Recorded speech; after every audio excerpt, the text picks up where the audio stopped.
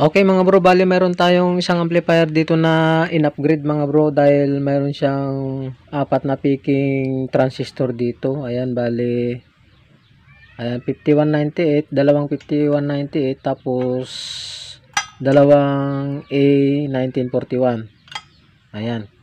So, bali napaklas na natin mga bro. Ayun yung kanyang pinakabahay. Ito yung pinaka mainboard niya. Ayan, bali ang ginawa ko dito mga bro ay pinagtatanggal ko itong apat na piki na ito. Bali shorted to mga bro. Ayan. Okay, testingin natin. Shorted yan.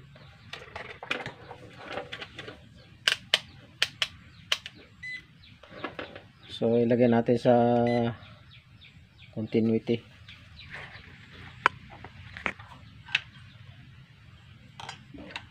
Ayan o, test natin.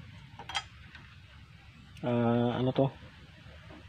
Bali 5198C, 5198. Ayan o, NPN. Oh. Shorted mga bro. Oh. Kahit baliktarin mo, nagbabaser oh. Oh. Ayan, bali shorted talaga mga bro ito. Apat na piki na transistor na kinabit nila. Bali ko nito. Plastic lang oh, plastic. Susubukan natin katirin. Yan oh. Napakita natin na wala talagang laman. Oh. Plastic. Ayan oh, walang laman oh, plastic. Oh. Piki, baka maka-encounter kayo ng ganito mga bro ay panurin mo ito para alam mong i-upgrade kung halimbawa piki yung amplifier mo, kung mayroon kang background sa electronic. Okay, so bali ang ginawa ko dito mga bro, tanggalin muna natin ito. Ayan, bali ang piston ng mga yon ay dito gilid sa kagilid, tapos dalawa sa gitna, dalawang picking E1941 tapos dalawang picking C5198. Ayan, bali kung mga bro, hindi ko pa ito nahinang, nilagay ko na lang. Bali ang nilagay ko rin na pinaka mica insulator nya ay ito. Ayan o, yung pinaka galing sa ano, inverter, nangawin na lang ako. Ayan, ayan o, dahil wala akong mailagay na yung mica insulator, yung parang silupin ba. Ayan o. Ayan, so bali hindi ko pa siya nahinang mga bro. Share ko lang sa inyo kung paano i-upgrade ang peak na amplifier, o imitation mga bro. Ayan, okay naman, ayos naman mga naman, original naman tong capacitor nya. Naging problema lang, peak yung apat. Bali apat lang yung ginamit dito dati, nagdagdag na lang din ako ng apat na resistor na 0.22. Ayan, bali kinulang ako sa kwadrado, yung square na ganito na lang yung kinabit ko, yung kwadradong pahaba. Ayan o. Ayan, so bali nagdagdag rin ako mga bro ng ano, yung dalawang 4.7 k ohms. Tapos bali itong dati na resistor na ito mga bro ay 2.2 ohms. Wala akong may lagay, ang nilagay ko na lang yung kulay blue na yun na resistor ay 4.7, apat din oh, apat. Yan yung kulay blue na yan. Okay, so hinangin muna natin mga bro, at pagkatapos titistingin natin kung ma-upgrade natin tong pinaka amplifier na ito. Okay, so hinangin ko muna mga bro yung mga kanya, pinaka poste ng natin, transistor natin. Bali hindi ko pa nga naputol yung mga paa niya oh. Ayan, so hindi ko na rin na videoan yung pagbukas dito dahil umuulan, maingay. Okay, so hinangin muna mga bro yung mga terminal ng amplifier para kapag nahinang yan ay matitesting na natin. Bali ginagamit kasi ito mga bro sa video okay. Nasabi na maari bakit may kahinaan, tapos nung binuksan namin yun, nakita namin na kulang. Malalaki pa naman yung mga ginamit na mga bro na speaker. Bali dalawang 18 inches tapos dalawang D12, tapos dalawang mid-range, tapos apat na tweeter na o horn tweeter. Okay, so hinangin natin mga bro para matesting natin.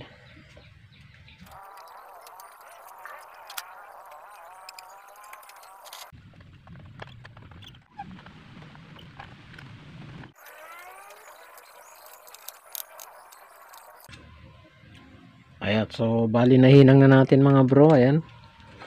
Ayan oh. So pwede na nating putol-putulin yung mga ano, haba ng paa niya. Ayan.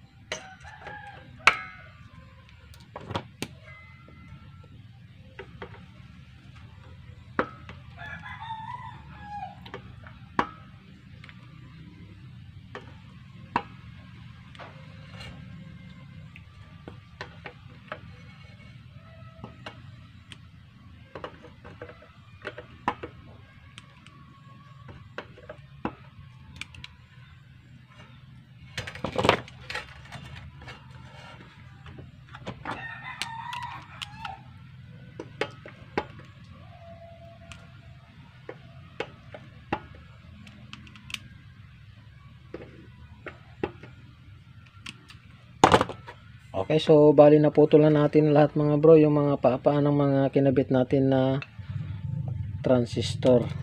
Ayan, so pwede na natin kuan mga bro, ibalik sa bahay niya. So ang mangyayari pala muna mga bro ay i-upgrade muna natin yung supply ng ano, preamp niya. Masyadong mababa, kuan lang itong ginamit dito eh. Tingnan natin. Bali ang ginamit pala na pinaka-supply ng pinaka-preamp niya mga bro ay kuan lang siya. Positive 8 volt tapos ground tapos negative 8 volt. Bali ang ginamit na regulator mga bro ay 7908 saka 7808. Ayan. Ito yung 7908, ito yung pinaka-negative supply. Okay, so bali ang mangyayari ay tataasan natin ng konti yung supply ng kanyang preamp para medyo tumigas yung kanyang bus. Okay, so ang mangyayari mga bro ay huhugutin natin tong dalawang regulator na ito. Bali kasi dun sa pinaka main supply niya galing sa transformer ay 11 011 lang. Positive 11 ground tapos negative 11 lang. Dapat yun kuan yun eh, positive 12 ground tapos negative 12. Yun sana ang pinaka sapat na supply nung pinaka preamp natin kasi yun ang supply ng 4558 talaga. Okay, so ang mangyayari tatanggalin natin itong dalawang regulator na yan. Okay, tatanggalin natin.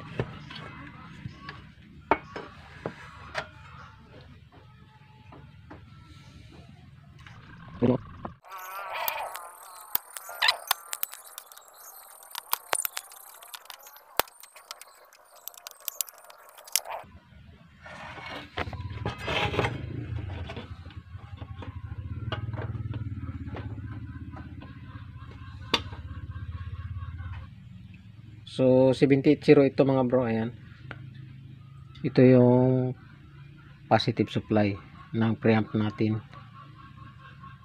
So tanggalin pa natin yung isa. So masyadong mababa kasi bali 8 volt lang mga bro yung supply niya. Gawin natin kahit 11, positive 11 saka ground tapos negative 11. Okay. Tanggalin pa natin yung isang regulator.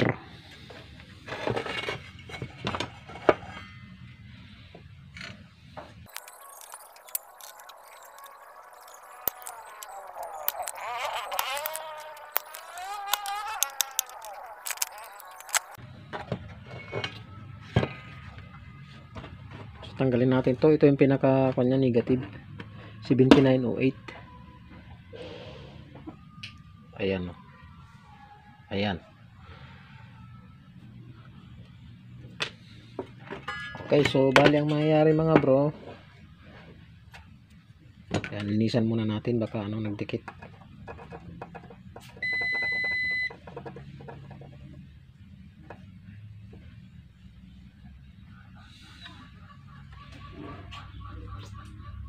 So bali ito yung pinaka bridge niya.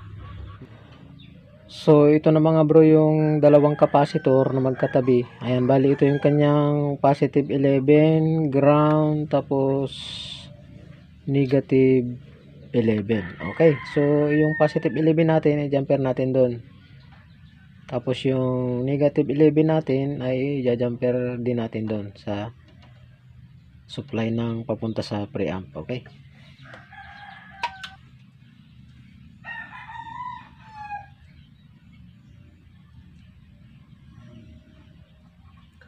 okay, jumper natin yung positive 11 natin. Ayun, tapos connect natin doon sa kabila papunta sa preamp, mismong board ng preamp to.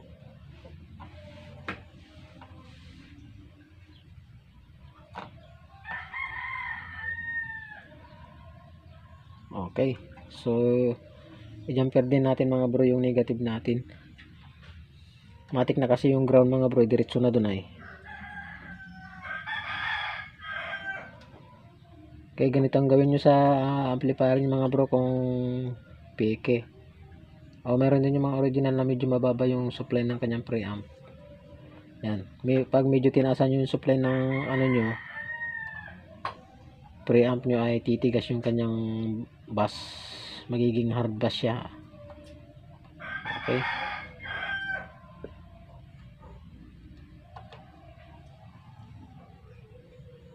ayan. Okay, so na-jumper na natin mga bro. Ayan. Bali, ang minimum kasi na supply ng preamp natin doon sa tone control natin ay yung 4558 mga bro. Kuan yun. Positive 12 ground saka negative 12. Okay. So, kuan mga bro, ikabit na natin doon sa pinakabahay ng amplifier natin para matesting natin.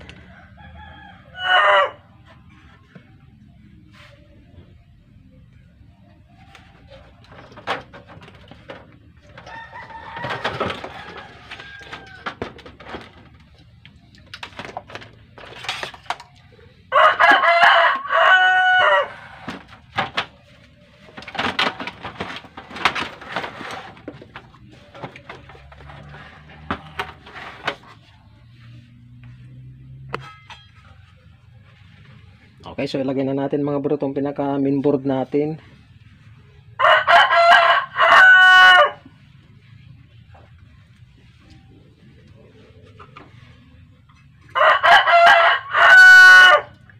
Yan, ilagay natin itong pinaka main input ng amplifier natin. Ayun. Tapos ang susunod, ilagay natin yung ating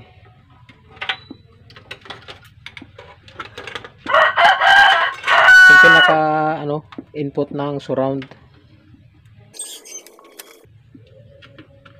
Ayan. Tapos kabit natin yung pinaka natin. Yan, pinaka speaker natin. Ikabit natin itong pinaka main supply natin. Ayan. Tapos kabit natin itong pinaka supply ng preamp. Ayan. Tapos yung blower natin. Tapos itong natin main supply ng preamp galing transformer.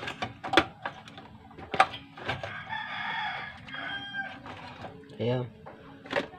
Tapos itong blower natin na isa dito. Itong blower natin dito. Bali ito mga bro yung isang blower natin. Okay. So ganyan lang muna. Kalsuhan muna natin dun sa ilalim. Kalsuhan muna natin dito sa ilalim para hindi mag-ground. Subukan nating pandarin. Ayan. Okay, bali na ilagay na natin mga bro yung pinaka mainboard ng amplifier natin. Ayan na oh. Ayan na yung pinaka natin. Upgrade natin oh. Ayan. So bali nandito na yung mga peaking transistor. Ayan oh. Ayan. Okay, subukan natin kung ano ngayon mga bro. Isaksak natin sa kuryente yung amplifier natin. Subukan natin testingin. Bali nakasaksak na tayo sa ng pinaka RCA nya. Sa input nya. Ayan, tapos naka-ready na rin yung player natin. Okay, so saksak natin sa kuryente. Ayan, tapos power natin.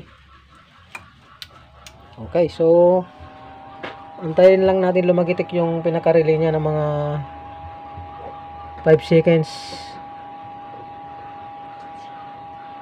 Okay, lumagitik na. Ayan, so subukan natin i-play ngayon. Ikon muna natin yung volume, baka mamaya may copyright pa. So ayan. So nasa kon tayo. Subukan natin i-play yung tugtog niya, naka-ready na sa YouTube. Okay. So volume natin mga bro.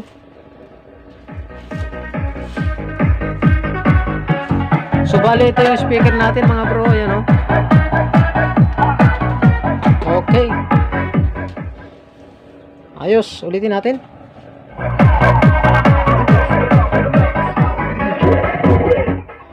Okay, napakalakas na mga bro yung kanyang bass. Ayan. So halimbawa kapag kamagaan yung bass, medyo mahina yung supply ng pinaka preamp nyo, ganun lang yung gawin nyo sa ginawa ko. Yan, tinanggal ko yung regulator. Yan, dinirect ko na lang kasi masyado mababa yung kanyang supply. Positive 8 volt lang ground, tapos negative 8 volt. Dapat yan ay positive 12 ground saka negative 12. Yun yung supply ng ating pinaka 4558 na yun. Ito sa ating preamp, ito. Ayan yung IC na yan na apat ang, o tiga-apat ang paa sa kabilaan. Okay. So testingin natin ulit.